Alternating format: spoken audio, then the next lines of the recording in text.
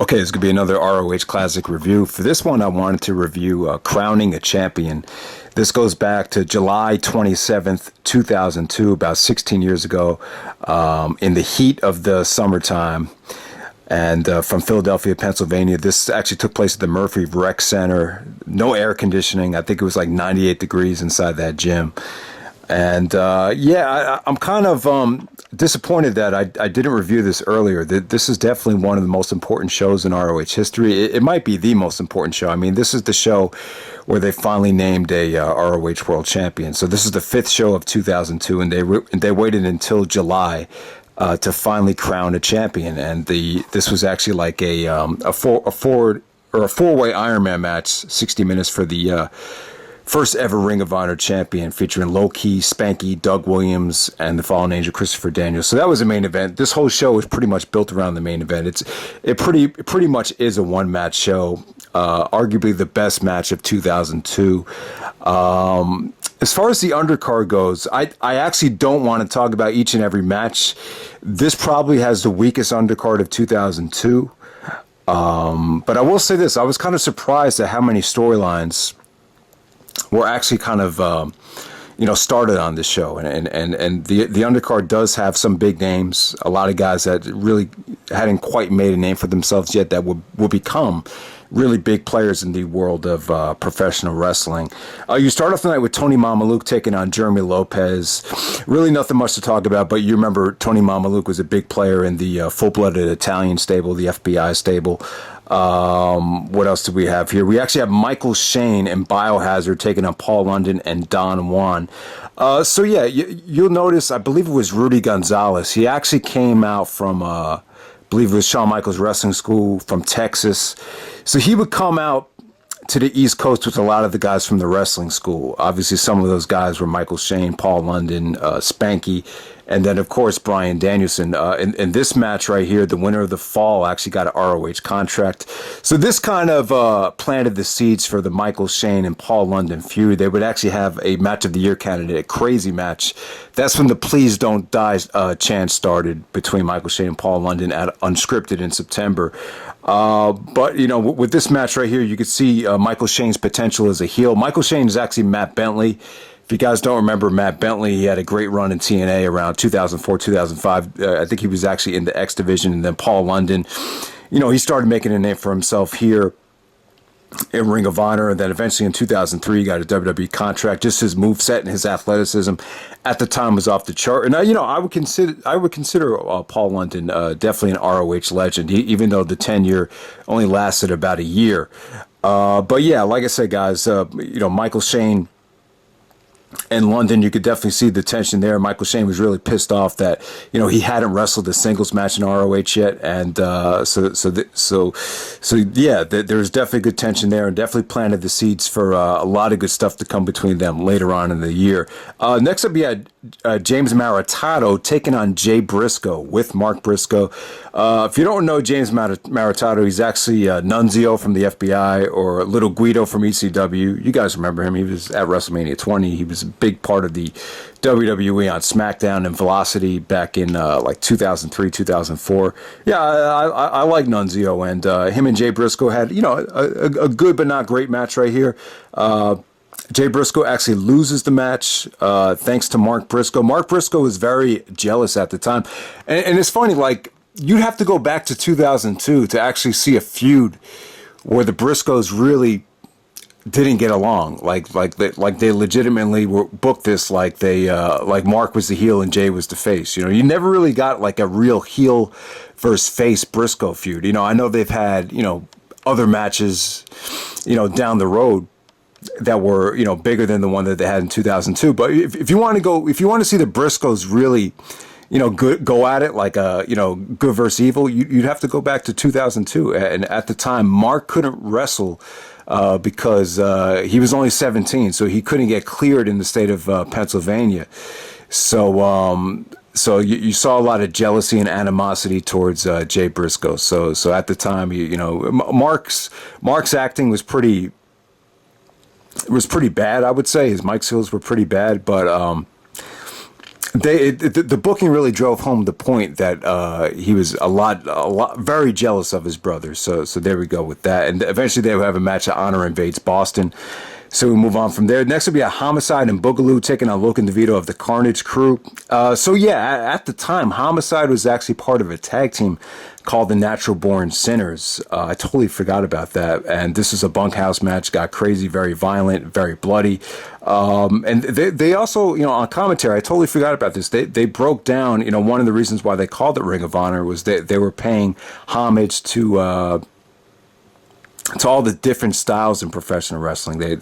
Basically they were, Ring of Honor, we're paying homage to we're honoring all these different kinds of styles. And, it wasn't just straight up one-on-one professional wrestling. You also had, different types of matches as well. And, you had a bunkhouse match, bunkhouse riots, street fights, brawls. The early stages of Ring of Honor, you definitely still had, that ECW portion of the audience that you were definitely still trying to satisfy, and that was one of them right there.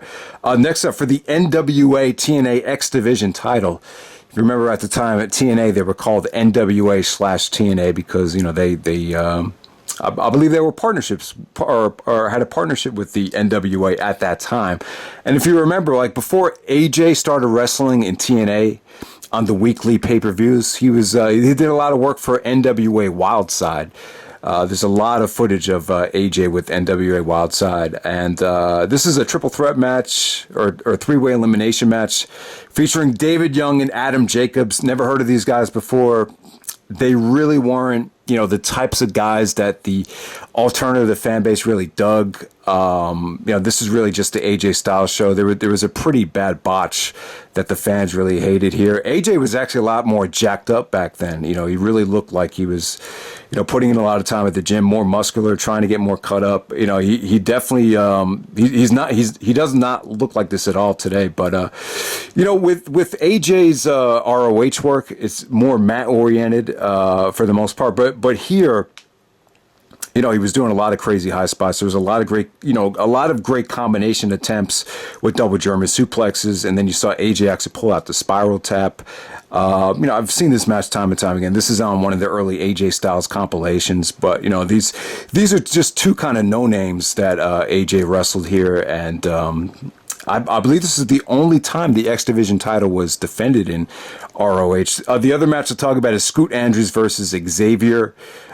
Scoot Andrews, he's really like an older, athletic-looking black dude, and if he lost this match, he would be forced to leave ROH. So he actually got the pinfall on Xavier, which was shocking. And after the match was over, Xavier actually told Loki, after the show was over, he told Loki that he wanted to be the first challenger to the ROH World Title. So, it's kind of shocking, but the seeds were actually planted months and months before Xavier ever won the title for him to get the first title shot, believe it or not. So there we go with that. And then we have the main event, really the only reason to watch this show. It's Loki, Spanky, Doug Williams, Christopher Daniels for the first ever Ring of Honor World Champion. This is a 60-minute Iron Man match to crown the first ROH World Champion. It's kind of like a four-corner survival match, that type of thing, where you pretty much, for the most part, you had two guys in the ring. You had to basically tag the other guy in to get into the ring here. The rules were if you got a pinfall, you would get 2 points, but if you actually got pinned, you would get a -1. So that stipulation kind of made the match very grueling, very fast-paced. So they wrestled a really entertaining and fast-paced style for 60 minutes. And this is just a war. The crowd was great here. They paid them a lot of respect. Obviously, there was no air conditioning. Like I said, it was 98 degrees, really, really hot. So all these guys worked their asses off. By the end of the match, some of these guys looked dehydrated. You could tell, like even Christopher Daniels and Loki, just looking at their faces, you could just tell that they lost a lot of weight. And so at the beginning of the match, Daniels actually pinned Loki with the last right. So Loki actually had a -1. So he had to kind of dig back and claw his way back into the match. And, eventually Loki finally got a pinfall with, it was Doug Williams actually doing a chaos theory, which is basically like a rolling German suplex to Spanky. So Loki actually catches Spanky before he's about to get German suplexed with the chaos theory, and then Loki kind of counters that into a dragon sleeper. The crowd went crazy during that. That was a great tap out. Eventually Loki actually hit a Phoenix Splash on Doug Williams to gain another 2 points. So that put him ahead of Christopher Daniels. So that's how Loki got all his falls there. But yeah, just I thought the crowd was very respectful. This is like the first time, I think I remember hearing like ROH chants, just a lot of, tons of ROH chants, match of the year chants. Now the match does kind of get lost in the shuffle in 2002. When people talk about the best match of 2002, obviously they're going to talk about the Era of Honor Begins triple threat match, or Loki versus Bryan Danielson from Round Robin Challenge, or any of the other Loki big time matches. This match, I think, is kind of more of a chore to sit through.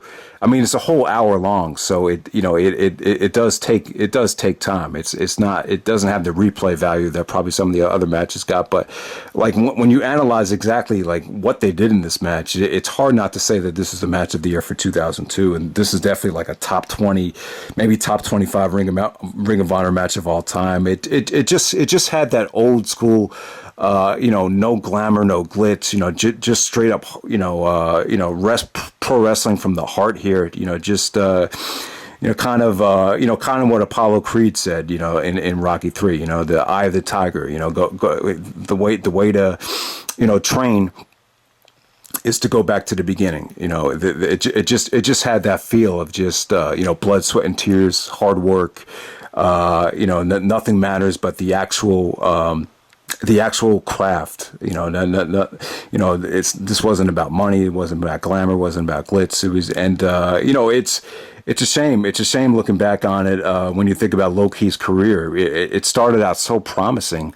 Him winning this match, he actually dedicated the match to Charlie Haas's brother, Russ Haas, who had just passed away, and he just came across very honorable, very respectful. Loki really seemed like a great guy.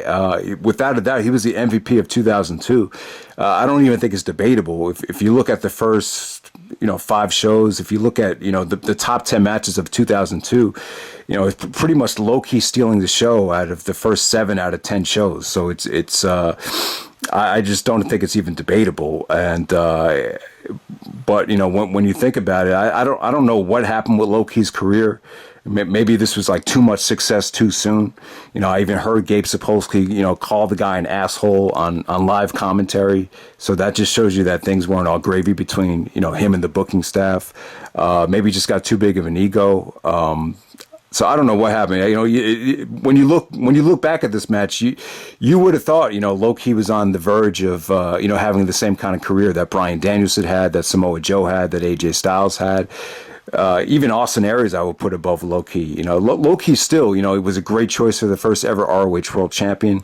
Loki to me was the MVP, was the best wrestler in the company. He was having the best matches, but I don't know what happened. He just didn't have that longevity. I think as time and time again, it just seemed like his career just had less and less stability. This is like the one year where, he was consistently there for every match, and just how he lost the title was kind of weird. Him losing to Xavier, and then year by year, he just got less involved in the product. And then it seemed like it became very, very difficult to book Loki. But I don't know what happened. You see him in WWE for a little bit, and then he leaves. You see him in TNA for a little bit, and there was really no stability there. Even when he was like Senshi, you thought he'd be doing great things with the X Division, but that never really reached his potential. Then you see him in New Japan. Seems like he's off to a hot start, and then the next thing you know, he's wrestling at Wrestle Kingdom with like a suit on. So maybe the message was it's all business. So I don't know. Like I said, guys, it's just very, very quizzical. personality Low-key is. I think he could have been one of the all-time greats. You know, he's probably approaching 40 years old now, so I don't know how much Low-key has left. But for this show right here, his performance, his aftermath, his speech, the first ever Ring of Honor World Champion, to me at that time, they couldn't have picked a better guy. So this was an amazing main event. Definitely probably the most important match of all time in Ring of Honor, because it really set the tone for the importance that the belt would have. It wasn't just Samoa Joe or Bryan Danielson that made it great. The seeds were planted for, you know, how much effort guys were putting over this title even back then in 2002. So that's pretty much it, guys. Definitely check out this show.